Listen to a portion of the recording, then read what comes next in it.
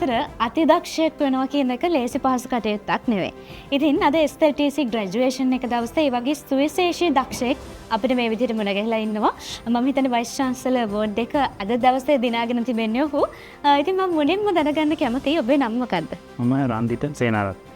එතකොට ඔබේ ඩිග්‍රී එක සහ ඔබ ඉගෙනගත් ෆැකල්ටි එක? මම ඩේටා සයන්ස් කරේ ෆැකල්ටි කම්පියුටර් and IT. මම හිතන්නේ අවෝඩ්ස් ඒ වගේම සර්ටිෆිකේට්ස් මෙඩල්ස් අද ගොඩක් ලැබිලා තියෙනවා. ඉතින් මේ දේවල් මොනවද? මොනවටද ඔබට මේ දේවල් හිමි වෙන්නේ? මට හම්බුණා ෆැකල්ටි එකේ බෙස්ට් ඩොක්ටර් එක හම්බුණා. ඊට පස්සේ රිසර්ච් එකේ බ්‍රොන්ස් එකයි තව හම්බුණා ඕවරෝල් වයිස් චාන්සලර් අවෝඩ් එක හම්බුණා.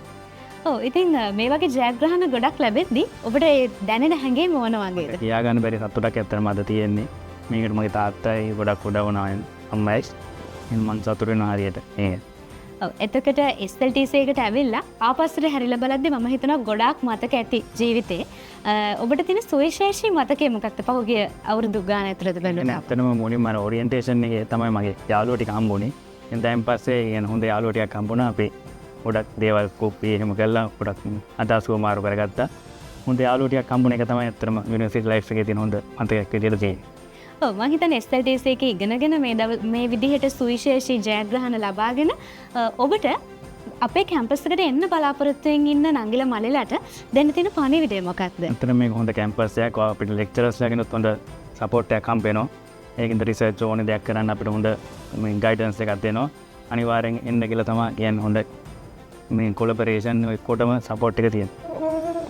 දරුවෙක්ගේ ජයග්‍රහණයක් කියලා කියන්නේ ඕනම අම්මා කෙනෙක්ට ඕනම තාත්තා කෙනෙක්ට ගොඩක් සතුට හිතෙන කාරණාවක්.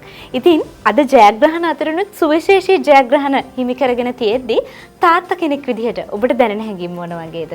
ඇත්තටම කියනවා නම් මම හිතන්නේ අද දවසේ ගත්තොත් එහෙම වැඩියෙන්ම සතුටු වෙන තාත්තා කවුද කියලා ඇහුවොත් ඒ තමයි මම. මේ මොකද මගේ පුතා ඇත්තටම ඒකේ ගිහිල්ලා මෙඩල්ස් ගන්නකොට හැම එකෙම ජයග්‍රහණය කරනකොට ඇත්තටම ඊටාම සන්තෝෂයක් දැනෙනවා. ඒ වගේම තමයි මම මේට අවුරුදු 4කට ඉස්සෙල්ලා මෙයාව SLTC එකට දාලා මේ වාගේ දෙයක් කරන්න ගත්ත තීරණය ඊටාමත්ම නිවැරදි තීරණයක් කියන එක මට දැන් හැඟෙනවා. ඔව් එතකොට අර SLTC තෝරා ගැනීම දෙමාපියන් වශයෙන් ඔබ ගත්ත තීරණයක්ද එහෙම නැත්නම් දරුවා ගත්ත තීරණයක්ද?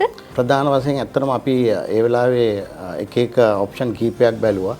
ඊට පස්සේ අපි බැලුවා තියෙන කෝසස් එකත් සහ පුතාගේ තියෙන අදහසත් එක්ක තමයි SLTC එක තෝරාගත්තේ. ඔව් මම හිතනවා ඔබේ සතුටේ වචන වලින් කියවුණා. ඉතින් අද දවසේදී අපිත් එක්ක මේ විදිහට එකතු වුණාට ඔබ සියලු දෙනාටම ගොඩක් ස්තුතියි.